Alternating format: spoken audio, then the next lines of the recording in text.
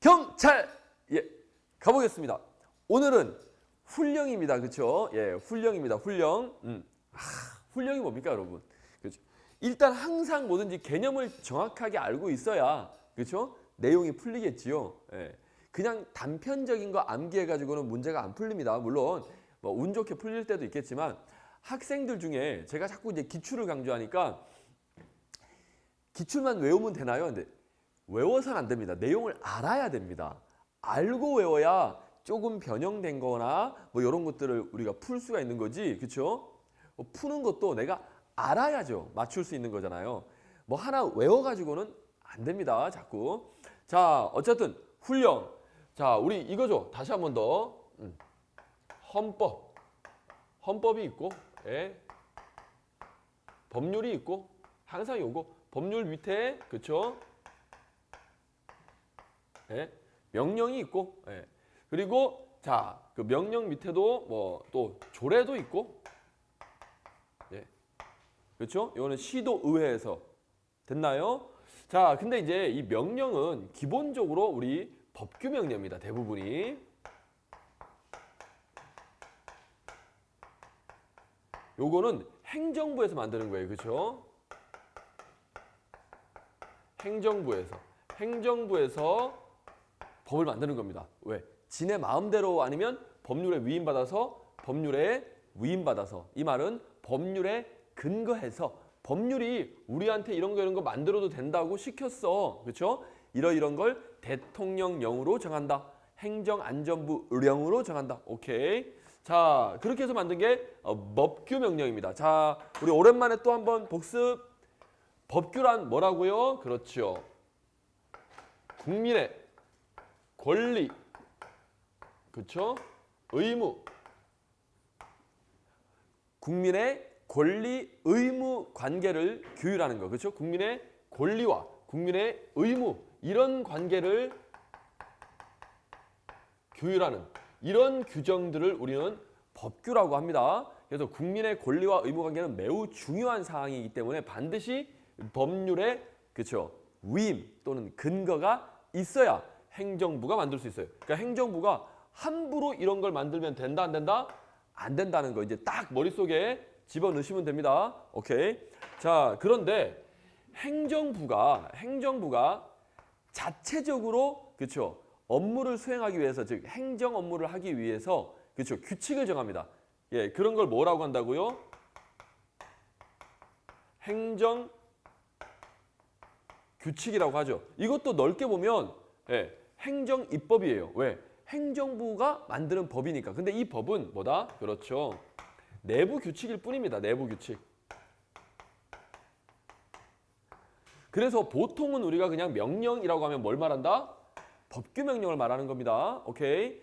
행정 규칙도 행정부가 만드는 어떤 법 중에 하나지만 이거는 내부 규칙일 뿐이기 때문에 얘는 법규성이 하나도 없어요. 법규성이 없다는 말은 국민의 권리와 의무 관계랑 상관이 없다는 겁니다. 그냥 내부 업무 지침이에요. 그냥 아주 또 편하게. 예. 업무 지침 또는 뭐 업무 매뉴얼 요 정도로 생각하시면 됩니다. 느낌 오셨죠? 오케이. 자, 어쨌든 됐고요. 근데 이 행정 규칙에는 여러 가지 형태가 있습니다. 여러 가지 형태가. 오케이. 자, 집중하시고. 자, 오케이. 집중하시고 여기 예, 지금 댓글 올리지 마시고. 오케이. 자, 그래서 이 행정 규칙, 내부 규칙에는 이름이 명칭이 되게 많아요. 자, 그래서 무슨 훈령. 그렇죠? 예. 요렇게. 자, 그리고 뭐 무슨 뭐 지시, 무슨 고시, 그렇죠? 무슨 뭐 예규, 뭐 요런 형태로 뭐 경찰청 훈령 제 몇 호, 경찰청장 지시사항 몇 호, 또는 뭐 경찰청 고시 제 몇 호, 뭐 경찰청 예규 제 몇 호, 또는 뭐 대통령 예규 제 몇 호, 뭐 이런 식으로 예, 이런 여러 가지 형태로 나오는데 이런 걸 다 합해서 우리는 뭐라고 한다고요? 그렇죠. 행정 규칙. 예, 다시 말하면 행정기관 내부 규칙. 됐죠? 오케이, 오케이. 됐나요? 자, 이제 훈령 중에는요, 또 조금 더 들어가면 광의의 훈령이 있고 협의의 훈령이 있는데요. 광의의 훈령은 사실은 이거 전체를 다 말합니다. 훈자가 훈시하다예요. 가르칠 훈자. 예, 훈계한다. 됐나요? 오케이. 명은 명령이고. 니네 이렇게 해야 돼. 라고 가르치면서 명령하는 겁니다. 이게 전부 다 그렇죠. 이 광의의 훈령. 그러면 협의의 훈령, 좁은 훈령은 뭐냐면 아까 말했듯이 경찰청 훈령. 이렇게 제목 자체가 이렇게 경찰청 훈령, 대통령 훈령 이렇게 명칭 자체가 훈령으로 나오는 거를 우리는 협의의 훈령이라고 하고요. 넓게 보면 그렇죠. 광의의 훈령이라고 합니다. 자, 우리 레드불님이 질문해. 재량 준칙은 어디에 들어가나요? 예, 재량 준칙. 예, 재량 준칙이 어디에 들어가는 거냐고 물어본다면 아직 내공이 약한 겁니다. 그렇죠? 잘 들으세요. 재량 준칙은 여기 안에 들어가죠. 재량 준칙은 행정 내부 규칙입니다. 이제 법률에서 또는 명령에서 그렇죠. 재량을 줬어요. 너는 이런 거 할 수 있다. 그래서 우리 수업 들었던 친구들은 다 알고 있죠? 예를 들어서 우리 사례가 뭐가 생각납니까? 우리가 재량 준칙 제가 설명했을 때 그렇죠? 1년 이내의 그렇죠? 영업 정지 처분을 할 수 있다. 예를 들면 그렇죠? 영업 정지 처분을 할 수 있다라는 그렇죠? 재량이 생겼습니다. 행정부가. 그러면 뭐 1개월 영업 정지 때릴 수도 있고 뭐 3개월 영업 정지 때릴 수도 있고 6개월 영업 정지 때릴 수 있고 재량 범위 내에서 때릴 수 있어요. 그런데 재량을 남용하면 안 되니까 그리고 가급적이면 그렇죠. 균등하게 재량을 발휘해야 그렇죠. 국민들이 믿을 겁니다. 신뢰가 갈 거예요. 그래서 재량을 사용할 때 그렇죠. 기준을 정해 놓은 거예요. 어디서? 내부적으로. 자, 우리 재량이 이만큼 생겼는데 요거를 그렇죠. 뭐 영업 시간을 1시간 위반하면 1개월 영업 정지 때린다든지 뭐 2시간, 3시간 위반하면 3개월 영업 정지 때린다. 아니면 그 이상을 위반하게 되면 6개월 영업 정지를 때린다. 이런 식으로 재량 범위 내에서 내부적으로 기준, 준칙, 기준을 만들어 놓은 겁니다. 기준에 해당하는 규칙을 만들어 놓은 거예요. 그래서 재량 준칙은 당연히 행정 규칙 중에 하나입니다. 됐나요? 예, 충분히 우리 예전에 했었죠? 오케이. 그러니까 당연히 재량 준칙은 재량권이 있는 경우에만 만들 수 있는 거예요. 기속행위, 법률에서 너 이렇게만 딱 해야 돼라고 재량이 없어요. 행정기관에게 재량을 주지 않았을 때는 당연히 재량 준칙 자체를 만들 수가 없는 겁니다. 재량이 있을 때 만드는 거죠. 오케이. 자, 좋아요. 우리 레드불님도 잘 알아들으셨네. 자, 그러면 이제 훈령이라는 걸 이제 기본적으로 어디서 나왔는지 봤고요. 어쨌든 자, 이제 여기서 이제 또 중요한 건 훈령은 말 그대로 어쨌든 명령입니다. 예, 기관의 명령이에요. 기관의 명령. 오케이. 그래서 어떤 조직에 훈령이 생겼습니다. 대통령 훈령이 만들어지면 그렇죠. 대통령의 지시를 받는 해당 기관들은 당연히 대통령 훈령에 영향을 받습니다. 이 영향을 받는단 말은 기속된다. 다른 말로 하면 구속된다. 다 같은 표현입니다. 오케이. 자, 어쨌든 따라야 한다라는 뜻이죠. 오케이. 그래서 결론 정리합시다. 훈령은 누구를 구속한다? 예. 기관을 구속합니다. 당연히 하급 기관이겠죠. 하급 기관. 기관 전체를 구속합니다. 이렇게. 반면에 이제 훈령하고 우리가 비교해야 될 게 뭐다? 예. 직무명령이죠. 직무명령. 직무명령은 그렇죠. 얘는 상관이 그렇죠. 부하 직원에게 얘네들은 1대1 관계입니다. 그래서 누구를 구속한다? 상관이 해당 특정 부하를. 됐나요? 이거는 개인을 구속하는 겁니다. 오케이. 당연히 어디가 범위가 더 넓다? 훈령. 그래서 훈령은 직무명령의 성격을 가질 수 있지만 직무명령은 훈령의 성격까지는 다 가질 수가 없어요. 그리고 직무명령은 1대1 관계이기 때문에 사생활도 터치할 수 있습니다. 물론 아무 사생활이나 건드리면 안 되고 뭐와 관련이 있을 때 그렇죠. 직무 관련성이 있을 때만, 직무 관련성이 있을 때만 사생활에 대해서도 이래라 저래라 명령 내릴 수 있다. 너 왜 옷을 입고 다니는 꼬라지가 이거냐? 경찰관이 이렇게 하고 다니면 되겠냐? 좀 깔끔하게 하고 다녀라. 직무와 관련이 있다라면 이렇게 할 수 있다는 거예요. 오케이. 자, 됐고요. 그리고 이제 훈령에서 기본적으로 훈령이든 직무명령은 이제 성격은 거의 똑같습니다. 공통점. 예를 들어서 이제 훈령을 내리려면 요건이 있습니다. 그렇죠? 형식적 요건이 있고요. 실질적 요건이 있습니다. 그렇죠? 형식적 요건, 실질적 요건. 이런 요건을 제대로 갖춰야 그렇죠? 제대로 된 훈령, 제대로 된 직무 명령이 된다는 겁니다. 오케이? 요건에 안 맞으면 제대로 된 훈령이나 제대로 된 직무 명령이 아니에요. 그래서 우리 형식적인 요건이 있죠. 쭉. 암기해 주셔야 됩니다. 실질적인 요건이 있죠. 쭉. 근데 이제 암기하기 전에 느낌을 아셔야죠. 형식적인 요건은 조직과 관련된 거예요. 상급 기관이 내 소속 상급 기관이 나한테 명령을 내려야 나한테 훈령을 내려야 그쵸? 제대로 된 훈령이 됩니다. 제대로 된 명령이 돼요. 그쵸? 나랑 소속이 달라. 소속이 다른 그쵸? 즉 소속이 다르단 말은 조직이 다른 이렇게 이해하셔도 됩니다. 그래서 조직 중심, 소속 중심으로 따지는 건 형식적인 요건이죠. 어때요? 우리 처음에 경찰 기초 개념할 때랑 일맥상통하죠. 형식이란 느낌. 형식은 형식적 의미의 경찰은 어디에 중점을 둔다? 그렇죠. 조직, 소속에 중점을 둔다 그랬잖아요. 실질적은 그렇죠. 작용 또는 내용. 항상 내용입니다. 형식은 겉모양. 오케이. 실질은 속내용. 항상 이런 느낌을 좀 가지고 있어야 돼요. 그래서 여기는 나랑 소속이 같은 또는 권한이 있는 상관이냐, 상급 관청이냐. 오케이. 그리고 여기가 같은 소속의 하급 관청이냐 또는 부하 직원이냐. 그런 거. 권한 범위 내에 있어야 됩니다. 권한 범위 내에. 됐죠? 자, 그리고 이제 맨날 시험에 나오는 거 요거 잡으셔야죠. 직무상 독립된 것이 아닐 것. 요거 국어입니다. 국어. 독립된 게 아니다. 그럼 독립이 안 됐다는 거잖아요. 독립이 안 됐다는 건 뭐예요? 내 범위 안에 있다는 거예요. 자, 그래서 여기 예를 들면 청장. 경찰청장이 있습니다. 그렇죠?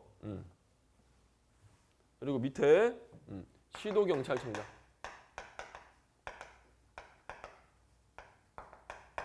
됐나요? 오케이. 이렇게. 이번에 그걸로 할까요? 국가수사본부장?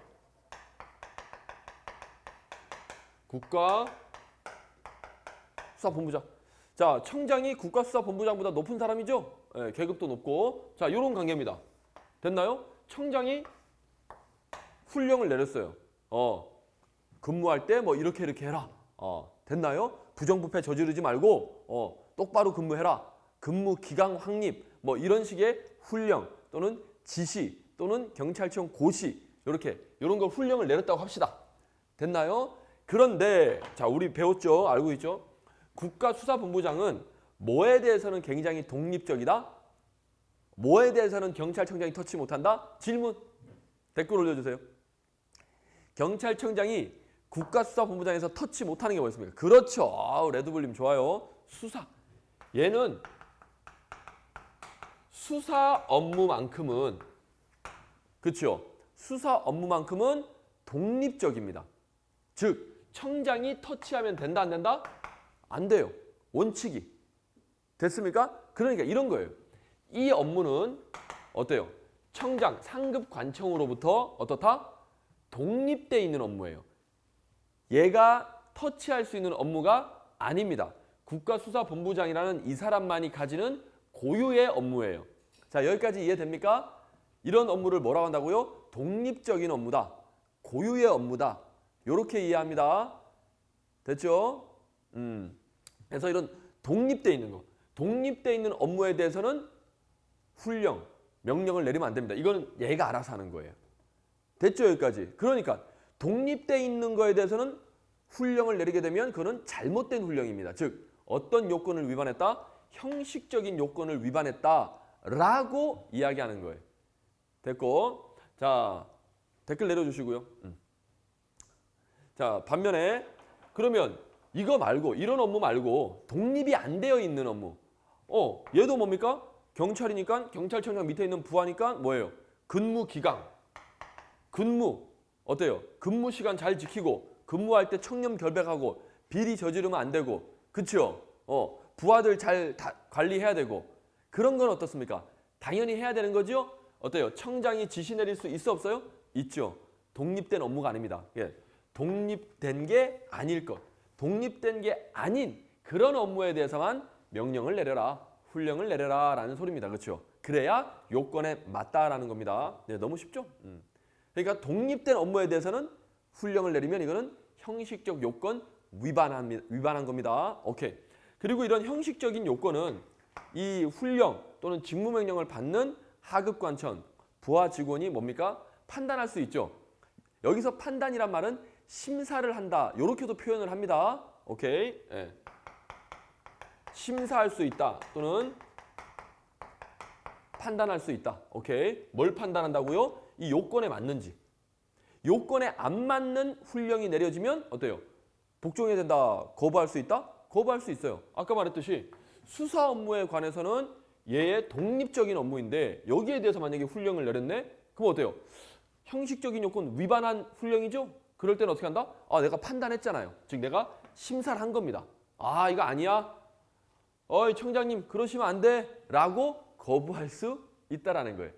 이해하셨나요? 오케이. 그래서 결론. 형식적인 요건은 하급 관청이 그렇죠? 또는 부하 직원이 심사할 수 있다. 이렇게 표현합니다. 또는 판단할 수 있다. 뭘 판단하고 뭘 심사한다고요? 요건에 맞는지. 나랑 같은 소속이고 그렇죠? 나한테 명령을 내릴 수 있는 권한이 있는 기관인지. 그리고 내가 명령을 받았는데 내 업무, 내가 할 수 있는 거 범위 내에서 명령이 내려진 건지. 그리고 독립된 게 아닌 건지. 이런 거는 내가 심사할 수 있다는 겁니다. 판단할 수 있다는 거 이해하셨죠? 또한 그리고 법률에 그쵸 어떤 법정 절차가 있다. 훈령을 내릴 때 또는 명령을 내릴 때 그쵸 정해진 절차 또는 어떤 형식이 있다. 이런 서류로 딱 작성해가지고 형식이 있어요. 그렇게 해서 명령을 내려야 한다는 만약에 규정이 있을 수도 있잖아요. 그럼 그런 규정 지켜야 돼, 안 지켜야 돼요? 지켜야 되죠. 그런 게 뭐다? 법에 정해진 절차와 형식. 예, 그런 거 지켜서 명령을 내리라는 겁니다. 그러면 이때 이런 요건은 뭐다? 형식적인 요건이에요. 형식적인 요건. 됐나요? 됐고. 실질적인 요건은 뭐다? 그 훈령의 내용이, 그 직무명령의 내용이 어떻게? 내용 자체를 읽어보니까 또는 생각해보니까 이거 뭐 불가능한 건데? 그리고 이거 완전히 잘못된 건데? 어떤 내용적으로 실현 가능성이 없다거나 또는 명백하지 않다거나 또는 누가 봐도 명백하게 위법이라거나 됐나요? 하여튼 요런 내용들이 들어가 있으면 어떻다? 요거는 실질적인 요건을 위반했네. 자, 그런데 실질적인 요건은 우리가 어때요? 판단하기가 어때요? 애매한 경우가 많지요. 예, 내용을 해석해야 되니까. 그래서 실질적인 요건은 원칙적으로 하급 관청이나 부하 직원이 심사를 하지 않습니다. 누가 봐도 명백하게 이거는 위법한 훈령이야, 위법한 명령이야 라면 당연히 거부해야 되지만 그런 게 아니다, 애매하다라면 그렇죠. 우리는 판단할 수가 없습니다. 오케이, 일단은 복종해야 돼요. 됐나요? 형식적인 요건에 맞으면 일단은 복종하는 겁니다. 실질적인 요건은 우리가 심사할 수 있는 범위가 아니다. 됐죠? 정 이상하면 나중에 이제 뭐 소송 가겠죠. 법원에게 판단을 맡길 겁니다. 됐나요? 오케이. 요렇게. 자, 이 정도 이제 정리, 개념 정리를 딱 했다라면 이제 문제를 한번 풀어봅시다. 오케이. 435번. 자, 훈령은 원칙적으로 일반적 추상적 상황에는 항상 훈령도 마찬가지고 직무명령도 마찬가지. 직무명령이야 구체적으로 명령을 내릴 수 있겠지만 훈령은 어때요? 내부 규칙이죠. 이것도 어쨌든 법의 형태로 만들어집니다. 그렇죠? 성문 법의 형태로 법 규정 제 몇 조 몇 조. 예를 들면 우리 경찰청 공무원 행동 강령 뭐 그런 것도 마찬가지죠. 근데 하나하나 개별적으로 구체적으로 규정하기가 쉽다, 어렵다? 어렵죠. 오케이.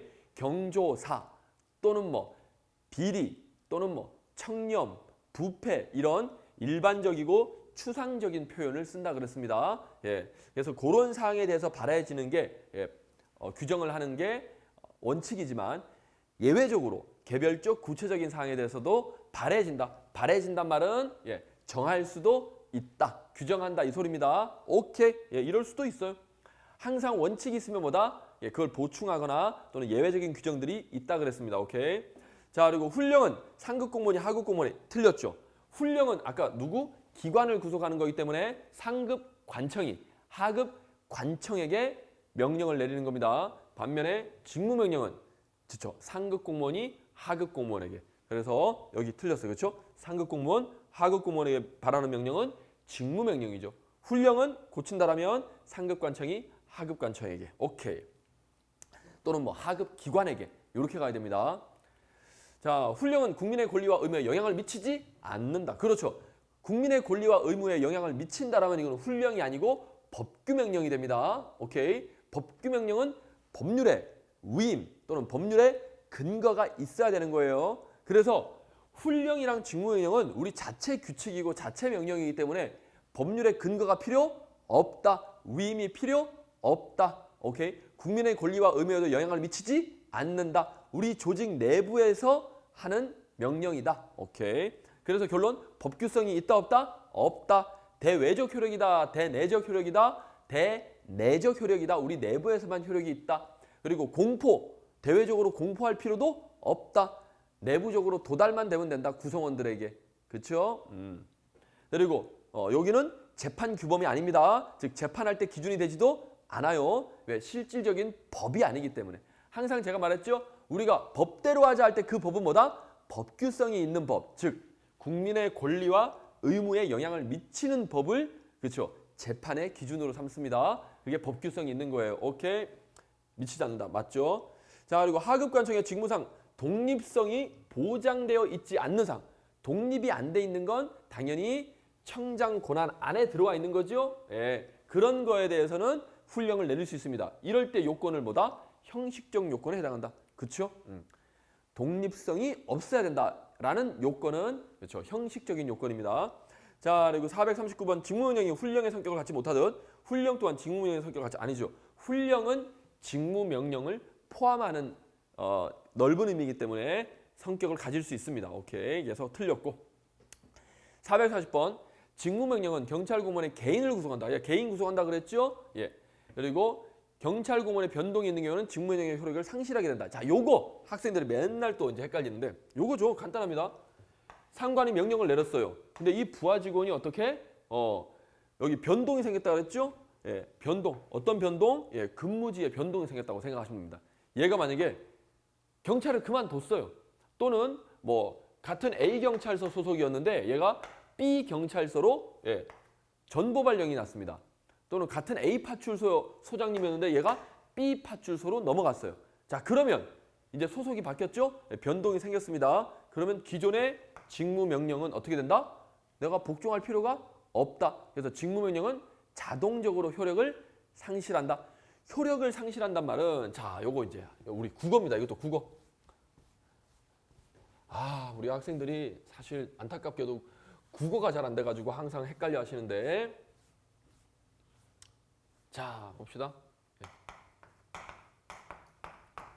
그래서 부하 직원에 변동이 생겼어요. 얘가 변동이 생겼습니다. 그러면 기존에 내렸던 이 직무명령이 있겠죠? 직무명령은 처음에는 효력이 있었습니다. 근데 이렇게 변동이 생기고 나면 어떻게 된다? 직무명령의 효력이 상실되잖아요. 자, 상실된다는 말은 기존의 효력이 있다가 효력이 없어지는 거니까 어때요? 변화가 생긴 거죠. 변화가 생겼잖아요. 변화가 생겼단 말은 이 부하 직원의 변동에 어떻게? 그렇죠. 영향을 받은 거예요? 영향을 안 받은 거예요? 영향을 받은 거죠. 이 변동이 영향을 미쳐가지고 효력이 어떻게 됐다? 상실됐잖아요. 뭔가 변화가 생겼잖아요. 여러분. 자, 우리가 이 말 영향을 받는다 또는 영향을 미친다. 여기서는 받는 사람 입장이고 여기는 영향을 주는 사람 입장인데 어쨌든 둘 다 영향을 받았건 미쳤건 간에 이 결론은 뭐예요? 이 결론은 뭐예요? 뭔가 뭐다? 변화가 발생했다는 뜻이에요. 변화가 발생. 이게 포인트입니다, 여러분. 그쵸? 제가 종교 아까 이야기했는데 예를 들어서 기도를 했어요. 기도를 해서 내가 뭐다? 영향을 받았어요. 내가 뭔가 변화가 생겼어. 생활에. 그럼 어때요? 영향 받은 거죠? 뭔가 변화가 생긴 게 영향을 받은 겁니다. 근데 여러분들은 이 변화를 무조건 효력 상실할 때만 변하다 이게 아니에요. 효력이 바뀌는 거, 상실되는 것뿐만 아니라 효력이 바뀌는 거, 어쨌든 뭔가 바뀌는 게 영향을 받는 겁니다. 오케이. 자, 그러면 여기 훈령이 있어요. 훈령. 아까 여기서 이제 훈령 내렸습니다. 근데 여기 A 공무원이 예, 저기 뭐 소속이 변동됐습니다. 예. 소속 변동됐어요. 변동이 되어도 어떻습니까? 훈령은 여전히 어때요? 변화가 있어 없어요? 그대로 유효합니다. 얘가 변동이 있었다고 여기에 영향을 미쳐요? 안 미쳐요? 안 미쳐요. 전혀 상관없이 그대로입니다. 그대로 있다는 거는 영향을 안 받았다는 거죠. 반대로 말하면 영향을 미치지 못했다는 겁니다. 오케이. 댓글 올려주실래요? 자, 충분히 이해하시죠?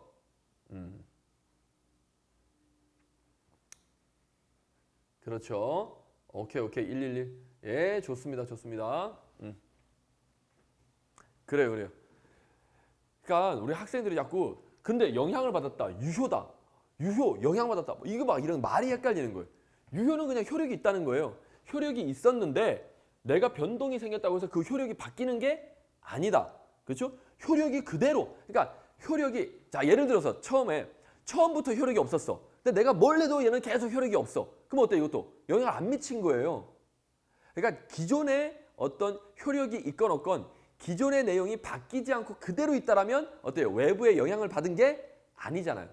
그러니까 우리가 영향을 받았다. 그래서 효력이 바뀌었냐? 요걸 따지는 겁니다. 예. 원래 효력이 없던 애가 계속 효력이 없어. 이건 영향 안 받은 거죠. 효력이 없던 애가 효력이 생겼어. 그럼 영향을 받은 거죠. 효력이 있던 애가 효력이 없어졌어. 이것도 영향 받은 거죠. 됐죠? 그러니까 뭔가 변화가 생겼을 때 영향을 받았다, 안 받았다, 영향을 미쳤다, 안 미쳤다. 요렇게 이야기하는 겁니다. say yeah. 오케이.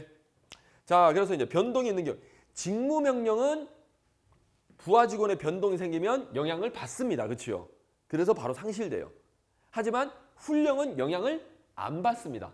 그래서 여전히 효력에는 변화가 없습니다. 예. 오케이. 국어를 잘하셔야 된다라는 거. 오케이. 나중에 우리 개편되면 헌법도 마찬가지입니다. 전부 다 국어입니다. 국어. 예. 거의 우리 문학 독해하는 거랑 비슷해요. 제가 잘 해드릴게요. 자, 그리고 훈령의 효력은 발급행정청은 발급의 이란 말은 훈령을 내린, 훈령을 발표한 그렇죠? 그 행정청을 말합니다.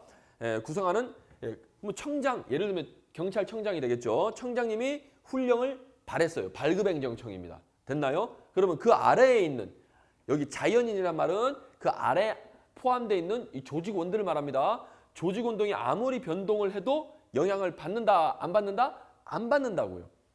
얘가 일을 그만두건 뭐 A 파출소에서 B 파출소로 가건 영향을 안 받습니다. 오케이. 받는다 했기 때문에 X.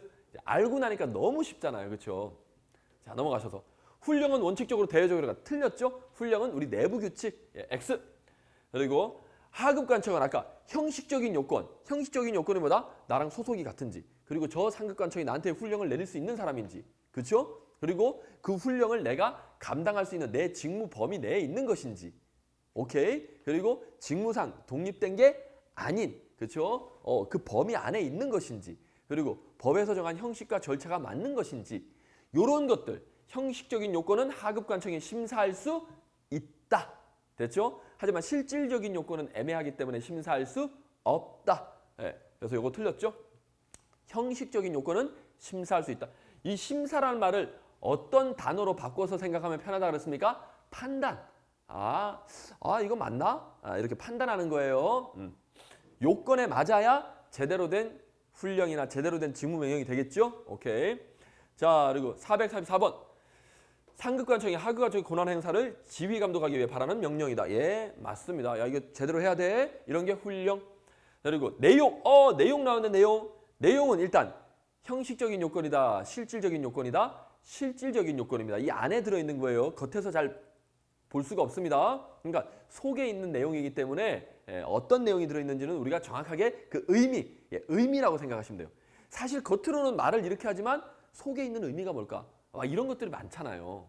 오케이.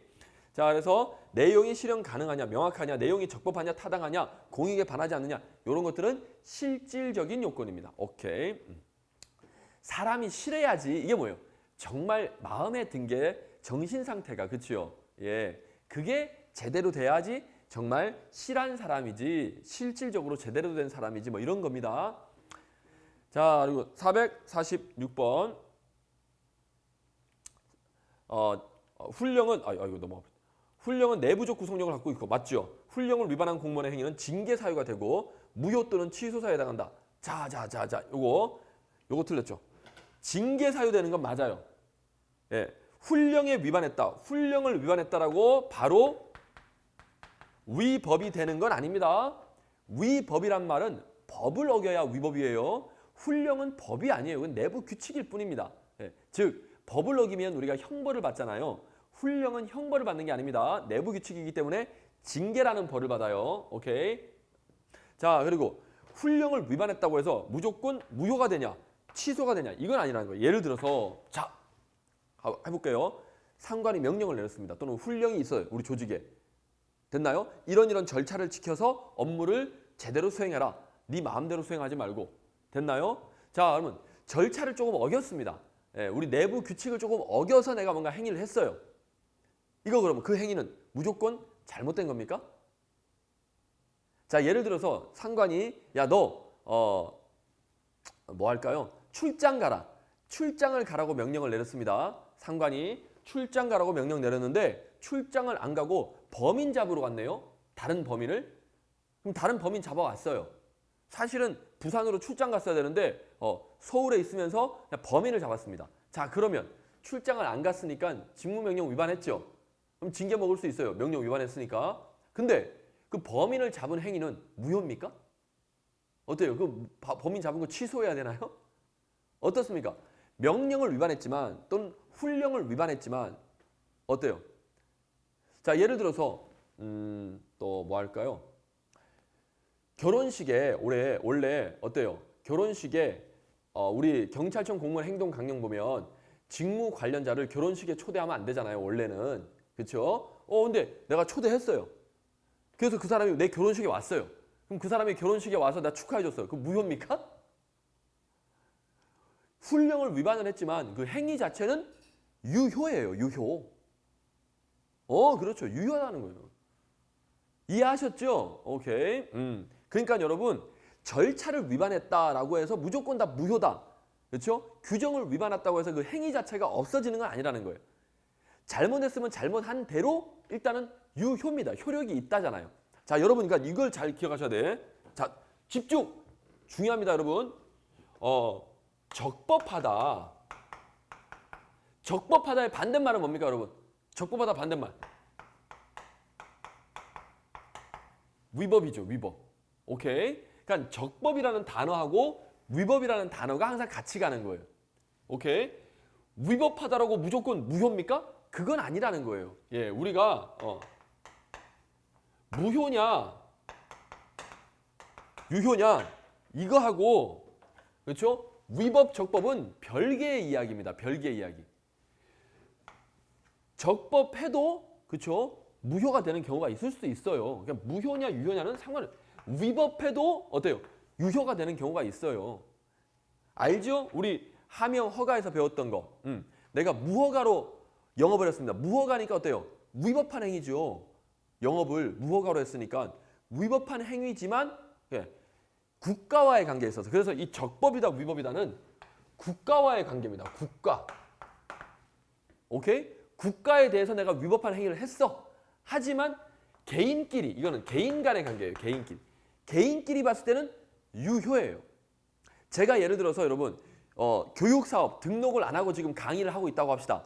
그럼 국가에 대해서 난 위법이죠. 오케이? 하지만 어떻습니까? 제가 여러분들 가르치는 이 행위 자체는 무효예요? 없어집니까 이게? 유효잖아요. 오케이? 내가 여러분들한테 수강료를 받았어요. 수강료 받았어요. 그렇죠? 그럼 내가 가르쳐줬어요. 이거 무효입니까?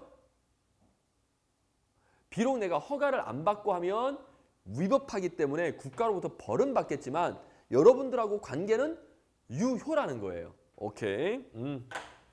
그래서 항상 이제 앞으로 적법이다 위법이다 무효 유효 이거는 별개의 이야기다라고 생각하셔야 됩니다. 예. 위법이니까 무조건 무효야. 위법이니까 취소해야지 이게 아니에요. 오케이. 아까 범인 잡는 거 이야기해드렸죠? 그럼 취소해요? 범인 잡은 거? 야야야 나 출장 갔어야 되는데 너 잡은 거 잘못했다. 야. 이러고 봐줘요? 없던 걸로 해요? 취소. 너 체포한 거 취소. 이 말이 안 되잖아. 그렇죠? 자 이제 확실하게 이해하셨죠? 오케이. 그리고 무효냐 취소냐는 이것도 이제 중요한 내용이 있어요. 포인트가. 나중에 행정법 관련돼서 또 들어갈 때 설명을 드리겠습니다. 447번입니다. 훈령은 관청의 권한에 하급 관청의 권한에 여기 바꿔 그렇죠? 상급자 여기 만약에 하급자 이렇게 나오면 틀린 내용입니다. 그렇죠? 자 그리고 어쨌든 여기까지 맞네요. 하나씩 읽으면서 맞는지 바로바로 딱 이렇게 체크를 하셔야 돼요. 일반적으로 감독하기 위해 바라는 명령이다. 맞죠? 예, 일반적, 추상적으로 바란다 그랬습니다. 물론 예외적으로 구체적으로 하는 경우도 있고. 자, 기관의 구성원이 변경됐다 하더라도 효력에 영향을 미친다, 안 미친다? 영향이 없죠. 안 미칩니다. 있으나 생각이 틀렸네요. 그리고 3급 공무원이 하급 공무원에 바라는 것은 직무명령인데 그 직무명령을 수명한이란 말은 명령을 받았다는 거예요. 오케이. 하급 공무원이 변경되면 그렇죠. 이제는 그 명령은 효력이 없습니다. 그래서 효력에 영향을 줍니다. 영향을 받습니다. 이렇게 가셔야 되겠죠. 영향이 없다 그랬으니까 X. 자 그리고 448번 훈령의 실질적 요건으로는 훈령권이 있는 3급 관청이 바란 것. 예, 훈령 권한이 있어야 되겠죠. 권한이 있단 말은 나랑 소속이 같아야 되겠죠. 오케이. 형식적인 요건. 그렇죠? 상급 관청 그리고 하급 관청의 권한 내의 사항일 것. 그렇죠? 이것도 형식적인 요건. 권한 밖의 일을 시키면 너 할 수가 없지. 이거는 형식적인 요건을 넘어간 겁니다. 그리고 직무상 독립성이 보장되어 있지 않은 사항일 것. 됐나요? 오케이. 독립성이 보장되어 있는 거는 훈령 내리면서 터치하면 안 되죠. 오케이. 이래라 저래라 하면 안 되죠. 어쨌든 이거는 실질적인 요건이 아니라 형식적인 요건입니다. 예, 고래서 틀렸네요. 자, 그리고 449번. 직무명령은 상급 공무원이, 그렇죠? 잘 보셔야 돼요. 이런 것들. 상급 관청이라고 나오면 X입니다. 직무에 관하여 하급 공무원에게 바라는 명령이며 직무와 관련 없는, 직무와 관련이 없다라면 사생활에 대해서는 효력이 미치지 않죠. 직무와 관련이 있을 때만, 그렇죠? 사생활까지 이래라 저래라 할 수 있다는 겁니다. 자, 그리고 직무명령의 형식적인 요건 똑같습니다. 훈령의 형식적인 요건하고 같아요. 그래서 권한이 있는 상관, 부하공무원의 직무범위, 그리고 직무상 독립된 것이 아닐 것, 그리고 법정의 형식이나 절차, 법에 정해진, 여기서 법은 뭐 진짜 법일 수도 있고 법규성이 있는 법일 수도 있고 아니면 내부 규칙일 수도 있고 어쨌든 형식이나 절차, 이미 형식이란 말이 나왔네요. 그렇죠? 이거는 형식적인 요건입니다. 오케이, 맞고. 훈령과 직무명령을 바라기 위해서는 국민의 권리와 의무에 영향을 미치지 않아야 됩니다. 원칙적으로 훈령과 직무명령은 국민의 권리 의무에 영향을 미치지 않아요. 예, 법률상 근거 필요 없습니다. 오케이. 미치지 않는 경우에도 법률상 근거 필요하다. 이건 뭐 어차피 틀린 문장으로 그냥 만들어진 문장이에요. 의미 없습니다. 어쨌든 원칙을 제대로 알아두시면 돼요. 훈령과 직무명령은 그렇죠. 법률의 근거 필요 없다. 왜 근거가 필요 없다? 국민의 권리 의무에 영향을 미치지 않기 때문에. 즉 다른 표현으로 하면 법규성이 없기 때문에 이렇게 표현해야 됩니다. 자 그리고 452번 훈령의 종류에는 협의의 훈령, 지시, 예규, 일일명령 등이 있다. 이런 게 다 훈령입니다. 됐나요? 그중에 협의의 훈령은 뭐라고 그랬습니까? 경찰청 훈령 제 몇 호, 대통령 훈령 제 몇 호 이런 식으로 아예 딱 훈령이라고 아예 제목이 붙어서 나오는 애들 그런 애들이 협의의 훈령이에요. 근데 이렇게 다 포함하면 그렇죠. 광의의 훈령. 그래서 제가 그랬죠. 협의란 말은 이렇게 쓰는데 앞에 광이란 말은 잘 안 쓴다고요. 오케이. 자, 그리고 여기 예규는요. 특히 예규는 반복적인 업무, 늘상 하는 업무의 어떤 기준을 정해놓은 게 예규입니다. 예규. 됐죠? 오케이. 자, 뭐 지시는 구체적인 사항이 있을 때 일일 명령은 말 그대로 뭐 근무 명령이라든지 이런 것처럼 맨날 하는 명령이 있겠죠? 자, 그리고 453번. 상호 모순되는 둘 이상의 상급관청이 훈령이 경합할 경우 주간 상급관청이 불명확할 때는 직근 상급 행정관청의 훈령에 따른다. 됐나요? 자, 이게 무슨 뜻입니까? 사례를 생각하시면 됩니다. 사례를. 자, 이거죠. 이런 경우가 있을 거면 사례가 여기 경찰청장.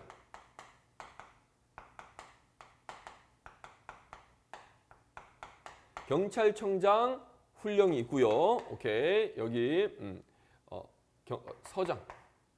시도경찰청장이라고 하겠습니다.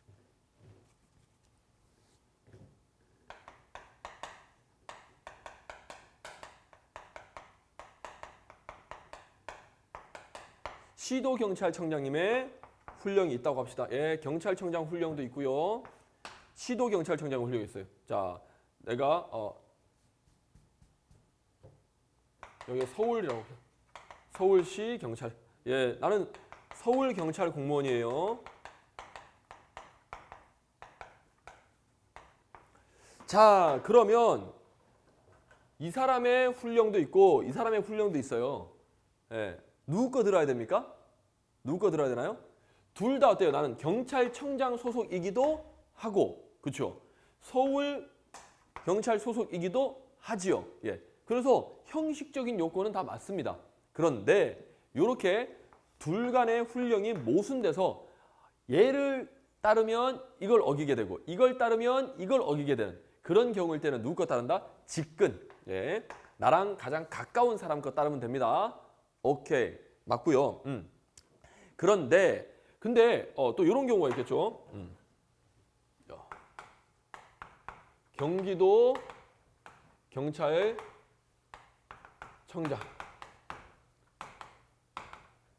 서울 경찰청장. 나는 서울 경찰관입니다. 누구 거 따른다? 훈령이 있을 때는 당연히 여기 거 따라야죠. 나랑 소속이 같으니까. 우리가 소속이 같다는 말은요. 예. 여기가 바로 뭐가 된다? 주간 상급관청. 오케이. 주간이란 말은 예, 그렇죠. 나랑 소속이 같다. 예, 같은 소속이다. 또는 뭐 관할. 뭐 요렇게 같은 의미로 생각하시면 됩니다. 됐나요? 자, 그런데 애매한 경우가 있죠. 애매한 경우. 여기서 훈령이 나오고 여기서도 훈령이 나왔는데 내가 누구 걸 따라야 될지 애매한 경우도 있습니다. 애매한 경우도. 이럴 때는 어떻게 한다? 기관끼리, 그렇죠? 기관끼리 네 고난이냐, 내 고난이냐 서로 다투는 거. 예. 불명확한 경우. 아, 나 누구 거 따라야 되지? 애매하네. 그럴 때는 직권상고 같죠? 이거는 아니죠. 453번. 아니죠. X죠? 그렇죠? 경합해가지고 애매하다. 애매할 때는 뭐다? 불명확할 때는 주관쟁이. 예, 주관쟁이. 주관쟁이는 뭐냐면 네 관할이냐 내 관할이냐 기관끼리 다투는 겁니다. 그렇게 해서 누구의 관할인지 누가 주관할 건지 정하는 거예요. 이런 걸 뭐라고 한다고요? 주관쟁이라고 합니다. 주관쟁이. 오케이. 그러니까 불명확할 때는 이거 누구 거 따라야 됩니까? 이거 결정 좀 내주세요. 라고 예, 다퉈야 됩니다. 다툰다는 건 싸운다는 건 아니고 예, 좀 가려주세요. 라고. 오케이. 직근 상급관청이 따를 때는요. 아까 여기죠. 둘 다 뭡니까? 주관이에요. 불명확하진 않아요. 명확합니다. 이거는 명확한 경우입니다. 명확한 경우일 때 직근 상급 가는 거예요. 오케이. 구별이 되는. 이건 불명확하잖아. 그렇죠? 자, 그리고 마지막 여기죠. 454번. 훈령은 법규의 성질을 갖지 않기에 하급 관청의 법적 행위가 훈령에 위반하여 행해진 경우에도 그렇죠.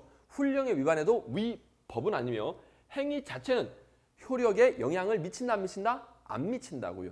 유효라 그랬습니다. 오케이.